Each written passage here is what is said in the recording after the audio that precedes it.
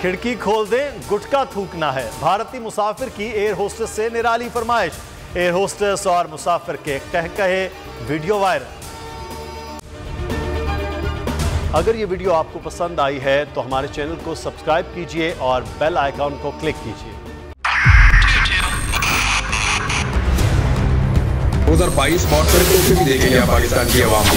पाकिस्तान की आवाम को एक तोहफा ये दिया कि आवाम को पता चल गया कि पाकिस्तान का मीडिया क्या है। साल 2022 में सबसे ज्यादा देखे जाने वाला चैनल बोल न्यूज रहा नंबर 1। हमने बहुत सारे शोज और ट्रांसमिशंस की। पूरा साल मुसलसल जदोजहद में निकल गया कि ये वोट ऑफ कॉन्फिडेंस के पीछे कौन लोग थे।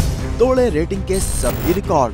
सोशल मीडिया पर भी सबसे ज्यादा तेजी से 2.4 बिलियन व्यूज का संगे मील अबूर किया। एंकर्स को भी आवाम में सबसे ज्यादा मकबूलियत मिली और सोशल मीडिया पर भी बोल रहा सब पर सब्सक्राइब करें और बेल दबाएं ताकि कोई खबर रह न जाए।